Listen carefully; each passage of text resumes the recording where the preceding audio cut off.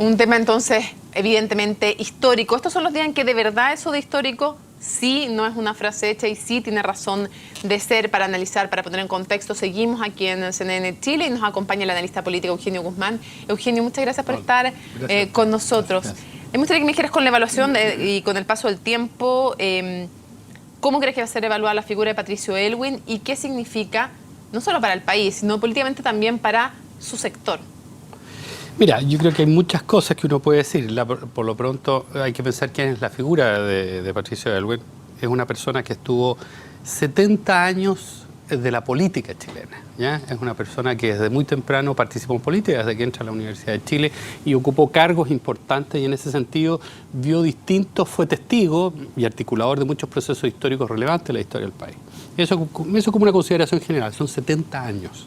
¿Ya? No cualquier político hoy en día en Chile puede tener ese récord. Lo segundo, que le tocó un periodo complejo que es la transición. Es evidente, acá probablemente ya se ha dicho y se ha confirmado de muchas maneras. Y en ese sentido la transición, yo creo que el tema central que él buscó en la transición fue el tema de reconciliación, ¿ya? Y cuando uno habla de reconciliación, no solamente el aspecto en el tema de derechos humanos, no solamente la Comisión Rettig, sino que tratar de recombinar, creo yo, un proceso de democratización con una estructura político-institucional que venía de un gobierno autoritario o gobierno militar o como ustedes quieran llamarle. Y eso es complejo de hacer en un momento en que se pedían otro tipo de cosas. Recordemos que el programa original de la Concertación en ese momento era un programa bastante más radical de lo que finalmente terminó siendo. Y desde ese punto de vista a mí me parece que Aylwin logró ese objetivo. No es casualidad tampoco que después del gabinete de él nunca más hemos tenido un gabinete que durara tanto tiempo. Piensen ustedes, de los 20 ministros, si no me equivoco, ustedes me corrigen, 15 se mantuvieron los 4 años. ¿Ya? Le da un récord. Hasta el día de hoy nunca hemos podido tener eso. Pero además, en términos de la opinión pública, pueden haber críticas, hubo momentos críticos, pero yo creo que Aylwin pudo tener o pudo generar una imagen, precisamente por este leitmotiv que tiene de su gobierno, diríamos la amistad cívica de distintos sectores. Yo diría que eso en general sería como el principal legado, si uno hace un resumen muy apretado. Hay una forma de hacer política que Aylwin se convirtió en una especie de símbolo, ¿no? De esto de la negociación, de buscar siempre consensos, incluso de transar en ciertos aspectos en vías de lograr, por ejemplo, paz social, armonía e intentar rebajar las tensiones. Es un tipo de política que tal vez hoy esté devaluado o esté a la baja muchas veces. ¿Hay algo en lo que significó Aylwin que pueda ser recuperado hoy como forma de hacer política o es demasiado distinta a la época que le tocó vivir? Bueno, siempre uno puede encontrar argumentos que, no sé, otra cosa es con guitarra, es otro momento histórico, ahora se pueden hacer las cosas así o asá. Sin embargo, yo creo que lo que uno puede decir que en términos de legado, el tema de ciertas negociaciones dentro de lo posible, sí era un elemento central que uno puede rescatar del periodo de Aylwin. Muchas veces se piensa que las reformas que llevó a cabo Aylwin eran de menor trascendencia, menor profundidad, incluso las que hay ahora. Muchos, no sé, en mi opinión yo creo que se escucha mucho esto, que hoy día por fin estamos haciendo reformas profundas. Pero ¿se imaginan lo que significó el tema de derechos humanos a tiempo de Aylwin? Lo que fue el informe Rettig en términos de profundidad, la reforma municipal, ¿ya? Otras reformas administrativas, la mantención de los equilibrios macroeconómicos, lo que significó en ese momento. Entonces, lo que significó ciertas reformas que tenían que ver en materia laboral. Entonces, desde ese punto de vista uno se olvida que también Aylwin llevó a cabo reformas. La pregunta es cómo, y creo que ha sido bastante distinto a lo que estamos viendo hoy en día, mucho más encrispado por lo pronto hoy en día. Y Eugenio, ¿es posible que esto, lo que vamos a ver, lo que viene en los programas de actividades oficiales en los próximos días, cambie en algo el clima político que tenemos hoy en el país? ¿Puede significar una cierta tregua en un ambiente muy enrarecido lo que va a ocurrir en estos días con el recuerdo tan presente también del expresidente Aylwin? ¿O crees que esto no va a tener mayor influencia en lo que estamos viviendo hoy en Chile? No lo creo en dos sentidos. Uno, porque evidentemente hoy en día va a venir un proceso de revisión de quién se apodera de la figura de Aylwin. La figura de Aylwin es muy poderosa, muy potente. Entonces, por lo tanto, yo creo que va a haber una competencia por quién se apodera del legado de Aylwin, por una parte. Y segundo, porque hoy en día la situación es demasiado compleja como para que pueda ser de alguna manera desviada por un acontecimiento como este.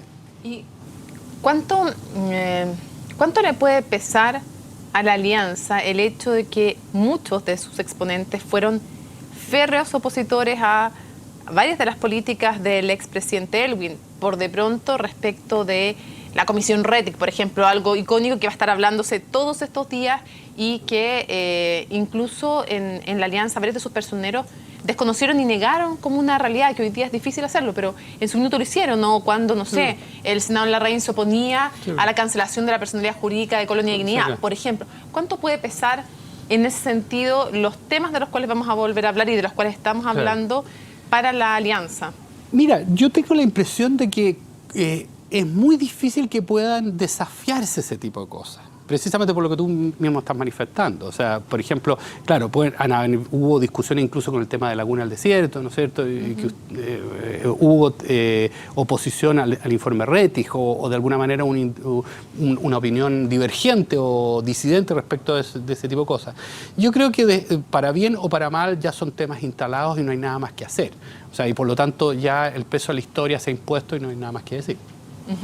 Y en ese sentido, ¿qué tanto o qué tipo también de discurso cabe esperar en estos días de la alianza? ¿Es una alianza que debiera estar más proclive a algún tipo de acuerdo por esto mismo, más en la línea del silencio, más en la línea de un perfil más bajo, de destacar otras cosas de Patricio Elwin? Porque si destaca lo del diálogo, por ejemplo, cabría esperar la posibilidad tal vez de pedirle esos gestos. ¿Cómo se mueve? Bueno, yo creo que no hay otra, o sea, si uno esperaría razonablemente van a ser esos énfasis, el diálogo, la reconciliación, el verdadero sentido de la concertación, la búsqueda de acuerdo, etcétera, etcétera.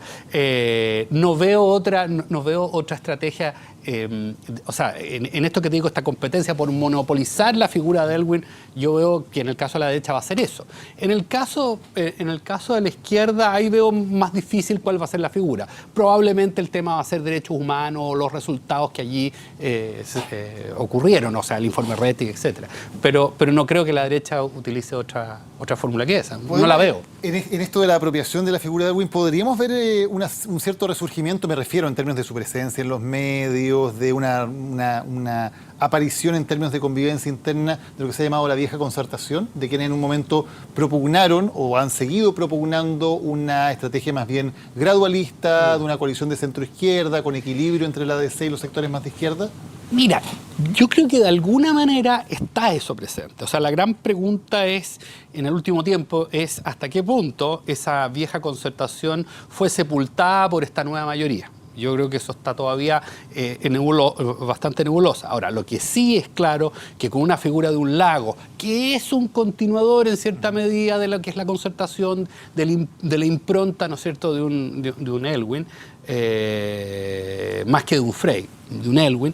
En ese sentido, yo creo que revitaliza a ese sector. Ahora, ¿cuánta fuerza pueda tener? Bueno, es otra pregunta, ¿ya? Es otro problema, no lo sabemos. No me gustaría arriesgar ninguna, no tengo bola de cristal y no me gustaría arriesgar ninguna predicción. Pero sí una hipótesis es que efectivamente yo creo que esos sectores hoy en día aparecen diciendo, pueden tener una carta de ciudadanía en el sentido de decir, bueno, aquí tenemos la figura del fundador o uno de los fundadores de la Nueva República, bueno, hoy en día, y que hizo otra política a la distinta a la que estamos haciendo hoy en día. Claro, hay una figura que es la de Ricardo Lagos, que es muy potente. Otra figura de un expresidente que también es presidencial es la de Sebastián Piñera, que lo veíamos y que además él tiene una historia además de relación familiar muy cercana, y el propio Patricio Elwin siempre se refirió con palabras muy conceptuosas a Sebastián Piñera.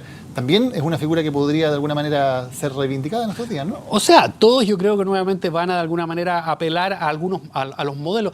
Mira, es que pasa con los líderes carismáticos, y cuando hablo de carismático no me estoy refiriendo al rockstar, me estoy refiriendo a una persona que tiene carisma, que tiene una gracia, una capacidad que logra transmitir a algún grupo o que logra interpelar a un grupo. En ese sentido, y creo que es el caso de Elwin, y evidentemente va a haber un intento, y obviamente que lo tiene que haber, pues, de decir, mire, yo represento este aspecto de la figura de Elwin y por lo tanto yo puedo ser continuador de esa figura o al menos encargo algunos valores. Y para la democracia cristiana, la muerte de Patricio Elwin y el que se vuelve a hablar de sus ideas, ¿tiene algún legado o ya Patricio Elwin es una figura que como trasciende y es vista como figura de la transición, del retorno a la democracia, más bien pasa a ser un patrimonio de la concertación y cuesta que esto tenga un efecto positivo para la DC en sí.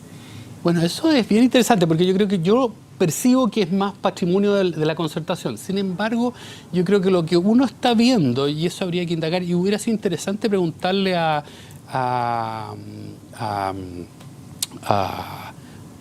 exministro Correa, con un cierto paralelo que uno ve, de una época que a él le tocó vivir un poco, de una juventud demócrata cristiana que en su momento era una democracia, una juventud más rebelde, y hoy en día parece que una juventud demócrata cristiana que parece no rebelde como esa época, no refundacional, muy lejos de eso, pero bastante más a la izquierda, aparentemente.